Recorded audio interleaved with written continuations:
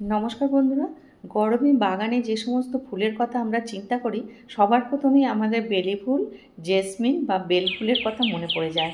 আর bell ফুল যদি বাগানে না থাকে একেবারে ভালো লাগে না, কারণ বেল ফুলের এত সুন্দর সুগন্ধ, সেটা যেন আমাদের মনোমুগ্ধ করে ফেলে। আর এখানে অনেকে আছে বেল ফুল গাছ বসান, তাদের বেল ফুল গাছে সেইভাবে বেল ফুল ফোটে না। আর বেল ফুল গাছ এমন একটা গাছ দীর্ঘদিন বেঁচে থাকে। আর বেল ফুল গাছের যদি একটু যত্ন নিতে পারা যায় তাহলে কিন্তু গাছ ভরে ফুল ফোটে। তবে সেই যত্ন কিভাবে নেবেন সেটা দেখাতেই আজকে ভিডিওটা নিয়ে চলে এলাম আমি Chaitali gardening and crafting channel থেকে। সবার প্রথমে বেলফুল গাছে যেটা করতে হবে, ওপর থেকে দুটো করে পাতা একেবারে কেটে ফেলে দিতে হবে। সমস্ত ডালের উপর দিকে দুটো দুটো করে যে পাতাটা আছে সেই পাতাটা এরকমভাবে কেটে ফেলে দিতে হবে। যদি আপনারা দেখছেন গাছে কচি পাতা বেরোতে শুরু করে দিয়েছে, কচি ডগ, সেই কচি ডগ থেকেও হালকা করে ওপরের অংশটা পিঞ্চিং করে দেবেন।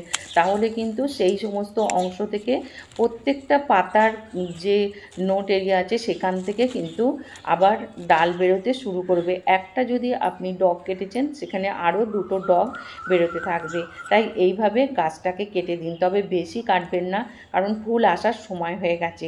আর এরপরে যেটা করতে হবে, গাছে একটা ভালো খাবার দিতে হবে, নাইট্রোজেনযুক্ত খাবার দিতে হবে। তার জন্য আমি যেটা করছি, এখানে প্রথমেই দেব গোবর সার। যার গোবর সারটা দিলে যত পুরানো পারবেন আপনারা গোবর সারটা দেবেন। হ্যাঁ, ভার্মি কম্পোস্টও এখানে দিতে পারেন। আমি 100 মতো এখানে গোবর সার নিয়েছি, এতে দিয়ে দিচ্ছি। আপনারা ভার্মি কম্পোস্ট নিতে পারেন। দিয়ে এর উপর জল দিয়ে দেবো। জল দেওয়ার পর এটাকে রোদযুক্ত জায়গায় রেখে দেবো। যাদের বাড়িতে সারাদিন রোদ পড়ে না তারা অন্তত 4 ঘন্টা যেখানে রোদ আছে সেই জায়গায় রেখে দেবেন গাছটা। তাহলে গাছটা কিন্তু খুব ভালো থাকবে এবং প্রচুর পরিমাণে ফুল দেবে, প্রচুর ডালপালায় ভরে যাবে। আর এইভাবে রেখে দিলাম। কয়েকদিন পর আমি দেখাচ্ছি গাছটা, দেখুন কত সুন্দর সবুজ পাতায় ভরে গেছে আর কত সুন্দর ডালপালাও বেরিয়েছে। এখন আমাকে যে খাবারটা দিতে হবে সেটা আপনাদের দেখাচ্ছি। এখন আমি দেব এখানে সর্ষের খোল। এখানে সর্ষের খোল নিয়েছি, আর এই এতটাই নিচ্ছি আমি, কয়েকটা টুকরো এখানে বড় বড়। আর তার সাথে একেবারে শুকনো গোবর, অর্থাৎ আপনারা ঘুঁটেও দিতে পারেন, যত পুরানো হবে আপনারা এখানে দিতে পারেন। দিয়ে এটা আমি 48 ঘন্টা ভিজিয়ে রেখে দেবো। 48 ঘন্টা পর আমি গাছে এটা ইউজ করব। আর গাছে কতটা পরিমাণ ইউজ করব সেটা আমি আপনাদের দেখাচ্ছি। এটা যদি দেন এরপরেই কুঁড়ি আসা শুরু হয়ে যাবে গাছে, আর গাছ খুব ভালো থাকবে।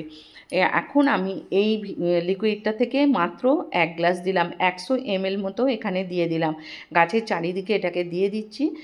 দিয়ে এর ওপর এই যে গ্লাসটা দিলাম, এই গ্লাসটা 4 গ্লাস মতো জল আমি এখানে দিয়ে দেবো, যাতে একেবারে এই পটটার নিচে পর্যন্ত এই সারটা চলে যায়। এরপরে আমাকে যেটা করতে হবে সেটা আপনাদের দেখাবো। এই গাছে এরপরেই আস্তে আস্তে কুঁড়ি চলে আসবে।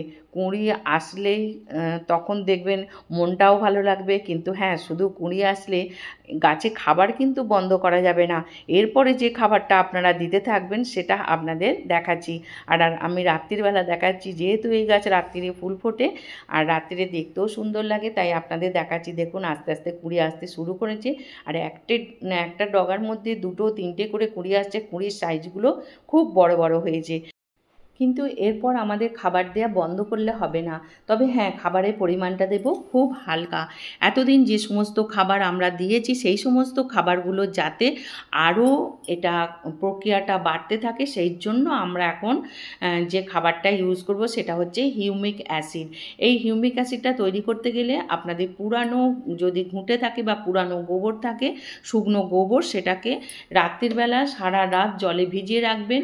ভিজিয়ে রাখার পর সেই জল আপনারা এখান থেকে গাছের গোড়ায় দেবেন।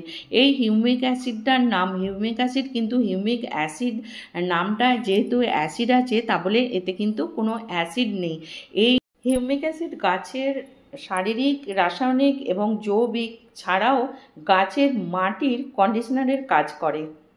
মাটিতে যে সমস্ত সার দেওয়া হয় তার ভেতর থাকে জিঙ্ক, কপার, লৌহ, সেই সমস্ত উপকরণগুলোকে এই হিউমিক অ্যাসিড কিন্তু আরও প্রক্রিয়াটা বাড়িয়ে তোলে। এই প্রক্রিয়াটা যখন বাড়িয়ে তোলে তখন পুরানো যে খাবার আগে দেওয়া হয় সেই খাবারগুলো আস্তে আস্তে কাজ করতে থাকে এবং মাটিতে যে ভালো জীবাণু সেগুলোকে তৈরি করতে থাকে। তাই এই সময় 15 দিন অন্তর অন্তর এই হিউমিক অ্যাসিডটা গাছে আপনারা দিতে থাকবেন। এতে গাছের চেহারাও খুব ভালো থাকবে, সবুজ পাতায় ভর্তি থাকবে, নতুন নতুন কচি কচি আরও ডালপালা বেরোবে এবং গাছে ফুলে ভরে থাকবে। এইভাবে আপনারা দিতে থাকুন। আর যখন ফুল গাছের ফুল হয়ে যাবে যে ডগটা, সেই ডগটাকে আস্তে করে পিঞ্চিং করে ফেলে দেবেন। তাহলে সেই সমস্ত ডগগুলো যদি পিঞ্চিং করে দেন, সেই পাতার ঘাস থেকে 2টো করে পাতা বেরোবে, এইভাবে কেটে ফেলে দেবেন। পাতার ঘাস থেকে 2টো করে যে ডাল বেরোবে সেখান থেকে আবার ফুল হবে। ভিডিওটা যদি ভালো লাগে লাইক, কমেন্ট, শেয়ার করবেন।